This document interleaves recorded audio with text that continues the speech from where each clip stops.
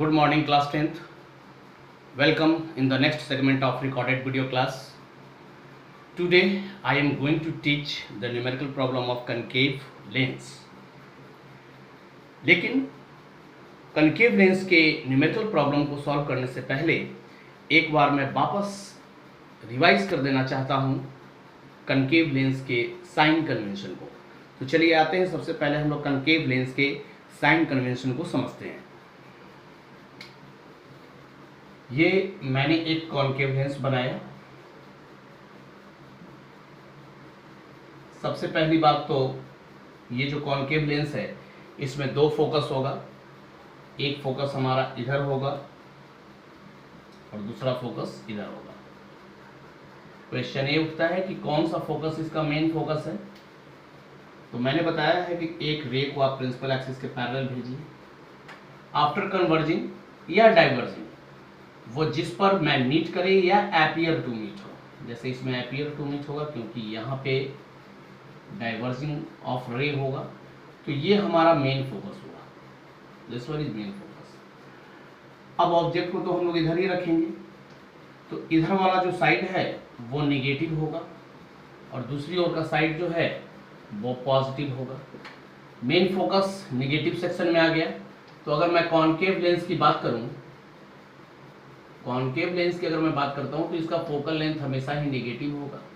You तो हर case में negative होता है, और मैं आपको एक बात और भी बता देता हूं, इसका भी नेगेटिव ही होता है, क्योंकि कोई भी इमेज इसका रियल बनता नहीं है, कोई भी इमेज दूसरी ओर बनता नहीं है, सारा का सारा इमेज इधर ही बनता है। तो इस बात को आप लोग याद रखेंगे कि कॉन्केव लेंस में पॉजिटिव के मामले में केवल दो ही चीज पॉजिटिव होता है, वो है हाइट ऑफ ऑब्जेक्ट, ये ऑलवेज पॉजिटिव होगा। हाइट ऑफ इमेज, यह भी ऑलवेज पॉजिटिव होगा। बाकी focal length, mirror object distance और इमेज डिस्टेंस, ये सब का सब इसमें नेगेटिव होगा। तो बच्चों आई थिंक कि आपने साइन कन्वेंशन को समझ लिया है। अब हम लोग क्वेश्चन की ओर चलेंगे। बच्चों आज का पहला सवाल बोर्ड पर मैंने लिखा है, ये देखा जाए। An object is placed at a distance of 50 cm from a concave lens. Object को प्लेस किया गया है 50 सेंटीमीटर के डिस्टेंस पर।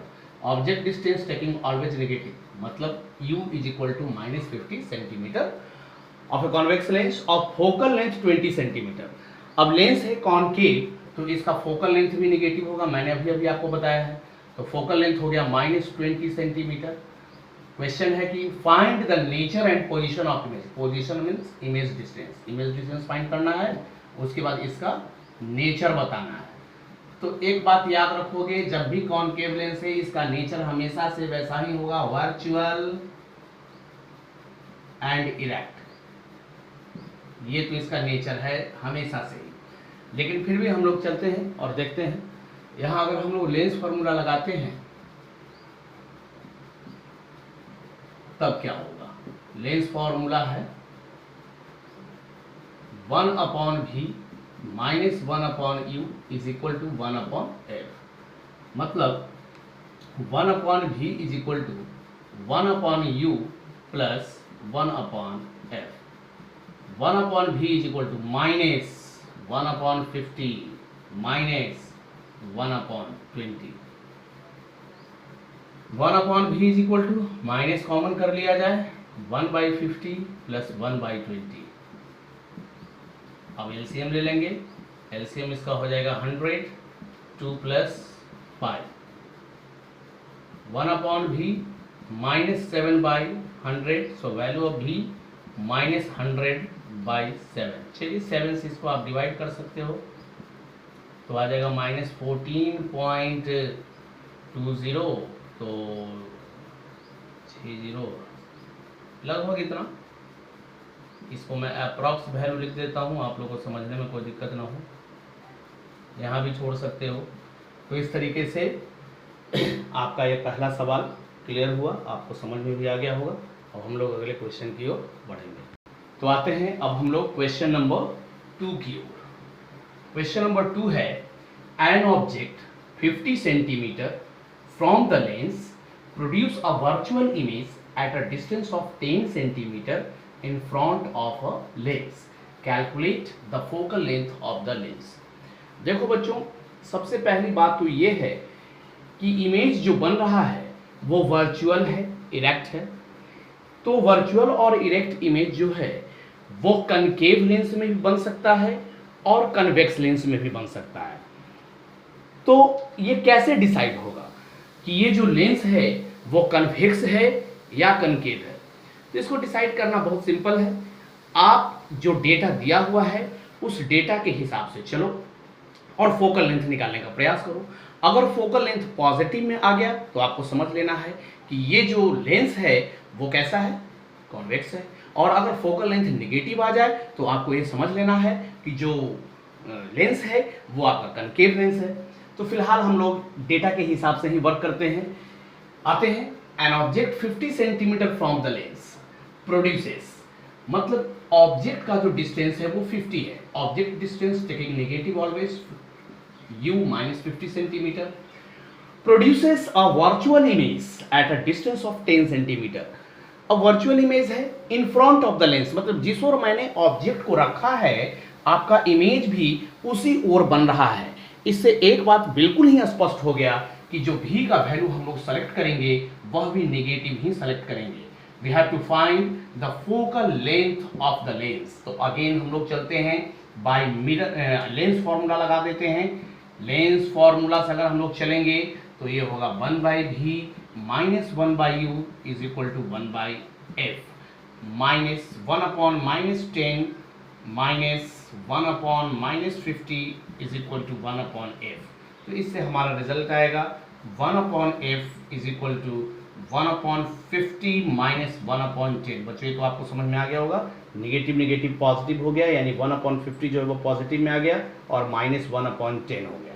तो 1/f इज इक्वल टू, अगर हम लोग एलसीएम ले लें तो ये हो जाएगा 50, 1 माइनस 5। तो इससे हमारा रिजल्ट आएगा 1/f इज इक्वल टू -4/50। थोड़ा कैलकुलेट कर देता हूँ तो इससे f का वैल्यू आ जाएगा -12.5 सेंटीमीटर। ये जो नेगेटिव f आया है इससे एक बात बिल्कुल स्पष्ट हो गया, ये जो लेंस है ये कॉनकेव है, कॉनकेव लेंस है। अच्छा, अगर आप सोचो कि ये कॉन्वेक्स कब होता, थोड़ा हम लोग इसमें डिस्कस करें। एक बात हमेशा याद रखेंगे आप लोग कि ये जो u का जो वैल्यू है, u का वैल्यू हमेशा v के वैल्यू से बड़ा होना चाहिए। इन दैट सिचुएशन मतलब u का वैल्यू नहीं, v का वैल्यू हमेशा बड़ा होना चाहिए, इमेज डिस्टेंस हमेशा बड़ा होगा। तो आप समझ लो कि उस केस में जो इनवर्स ऑफ इमेज डिस्टेंस जो होगा वो उसका वैल्यू छोटा हो जाएगा और इनवर्स ऑफ ऑब्जेक्ट डिस्टेंस जो है वो आपका बड़ा हो जाएगा। तो उस केस में v का जो वैल्यू है, f का जो वैल्यू है वो पॉजिटिव आएगा। मतलब ये तो आप लोग करके भी देख सकते हो कि इसका वैल्यू निगेटिव जो आया है वो पॉजिटिव कब होगा, यानी 1/u का जो वैल्यू है, आप यहाँ पे देखिए 1/u का जो वैल्यू है वो 1/v के वैल्यू से छोटा वैल्यू है, जिसके वजह से ये वैल्यू नेगेटिव आ गया। तो ये वैल्यू अगर बड़ा हो जाए, ये वैल्यू अगर बड़ा हो जाए, 1/50 वाला वैल्यू जो था अगर बड़ा हो जाता है, यानी इमेज डिस्टेंस का जो इन्वर्स है उसका वैल्यू अगर बड़ा हो जाता है ऑब्जेक्ट डिस्टेंस वाला, तो ये वैल्यू पॉजिटिव हो जाएगा। तो खैर बच्चों, मैंने इसको आपको समझा दिया है। अब हम लोग अगले क्वेश्चन की ओर बढ़ेंगे। बच्चों, एक कंसेप्चुअल क्वेश्चन है, यहाँ है, the lens A produces a magnification of -0.6 where lens B produces a magnification of +0.6। इसमें दो क्वेश्चन दिए गए हैं। पहला है what is the nature of lens A, lens A का नेचर कैसा है, and the second one is what is the nature of lens B, lens B का नेचर कैसा है। तो मैं आपको एक पहले इसका एक डिस्क्रिप्शन देता हूं। Magnification of lens is equal to होता है HI/HO, या मैग्निफिकेशन का मतलब होता है V/U। मैं आपको एक छोटा छोटा 2-3 बात बताऊंगा और आपका काम क्लियर हो जाएगा। चलिए मैं इससे आता हूं। अगर रियल इमेज बनता है तो क्या होता है, रियल इमेज के समय में HI जो है वो निगेटिव हो जाएगा, HO जो है वो तो हमेशा ही पॉजिटिव रहेगा। तो इस केस में मैग्निफिकेशन का जो वैल्यू है वो HI/HO मतलब निगेटिव बाय पॉजिटिव होगा, यानी ओवरऑल वैल्यू निगेटिव होगा। मैग्निफिकेशन अगर निगेटिव है तो इसका मतलब क्या है कि इमेज जो है वो रियल है। और अगर मैं वर्चुअल की बात करूं तो वर्चुअल इमेज जो होता है वो आपको पता होगा कि इरेक्ट होता है। इरेक्ट का मतलब सीधा। इस केस में हाइट ऑफ इमेज जो होगा वो पॉजिटिव होगा। हाइट ऑफ इमेज जो होगा वो पॉजिटिव होगा और हाइट ऑफ ऑब्जेक्ट तो हमेशा ही पॉजिटिव होता है। तो इस केस में मैग्निफिकेशन का जो वैल्यू होगा HI/HO मतलब positive upon positive, overall value इसका मिलेगा पॉजिटिव। मतलब मैग्निफिकेशन का वैल्यू अगर पॉजिटिव मिल रहा है तो आपको समझ लेना है कि इमेज जो है वो वर्चुअल बना। तो एक तो मैग्निफिकेशन का वैल्यू अगर नेगेटिव है तो इससे आपको पता चल गया कि रियल इमेज बन रहा है। मैग्निफिकेशन का वैल्यू अगर पॉजिटिव है तो वर्चुअल इमेज बन रहा है। अब मैं इससे भी बात कर लेता हूं, इसको भी आप समझ लो। ये मैग्निफिकेशन का वैल्यू है V/U। तो U का वैल्यू तो ऑलवेज नेगेटिव है, U का वैल्यू ऑलवेज नेगेटिव है। तो मैं इससे बात करता हूं V/, इसको मैं लिख देता हूं U के जगह पर हमेशा एक नेगेटिव नंबर, क्योंकि U जो है वो नेगेटिव होता है। अब वैल्यू ऑफ मैग्निफिकेशन पॉजिटिव होगा या नेगेटिव होगा, it's totally depends on the value of V। अगर रियल इमेज है, मैं ऐसे करता हूं, अगर रियल इमेज है तो इमेज कहां बनेगा? On the other side of object बनेगा।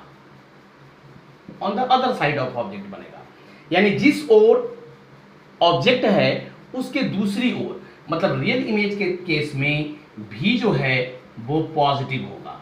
तो मैग्निफिकेशन का वैल्यू क्या होगा? पॉजिटिव बाय नेगेटिव, यानी नेगेटिव होगा। तो मैग्निफिकेशन का वैल्यू जब नेगेटिव हुआ तो इससे भी आप देख रहे हो कि इमेज जो है वो रियल होगा।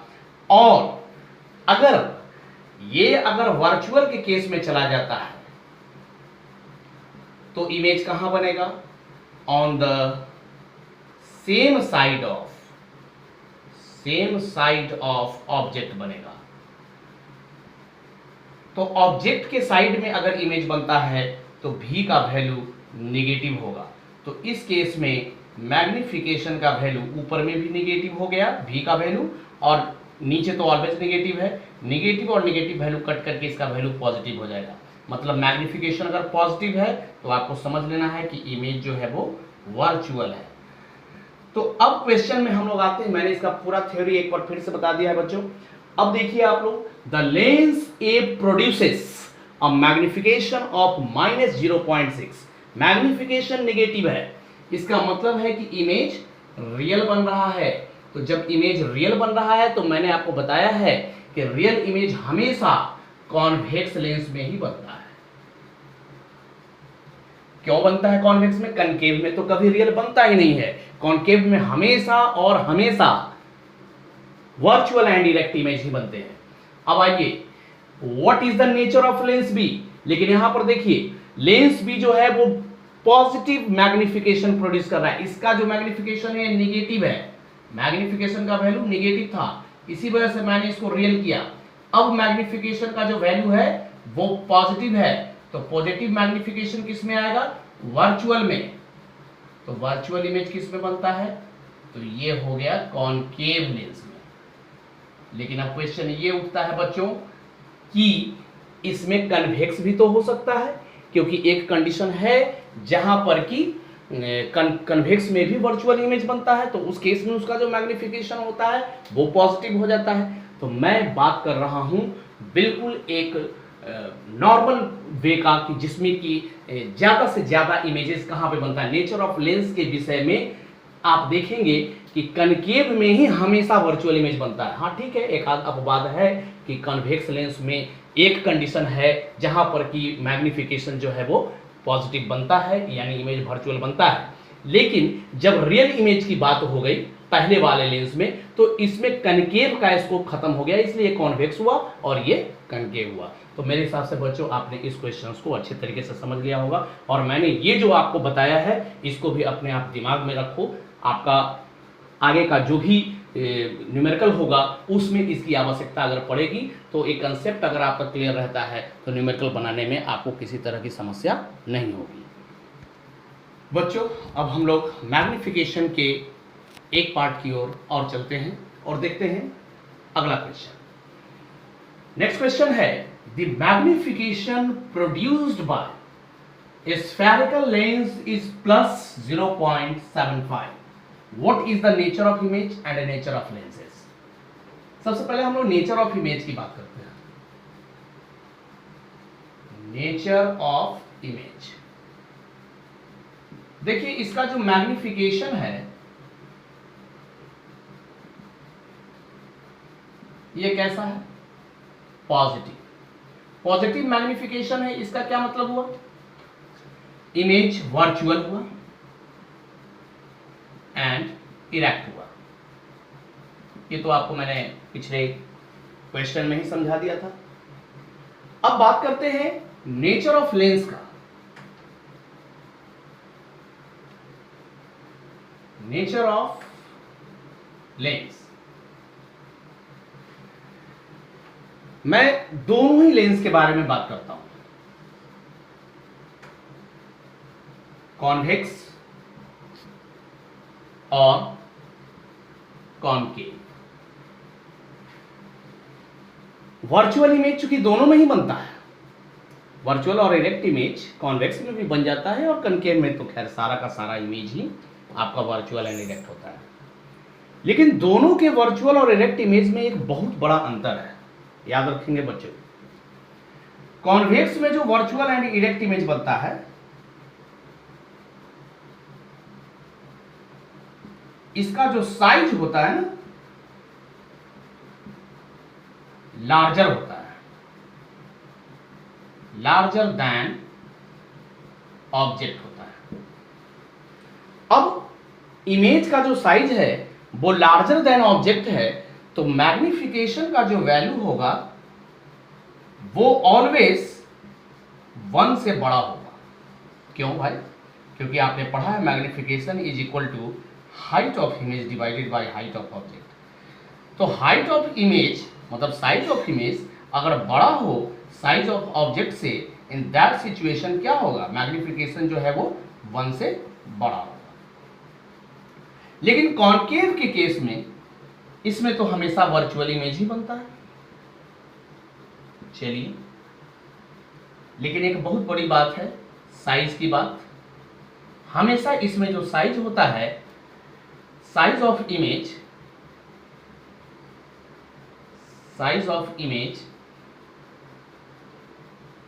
is a smaller than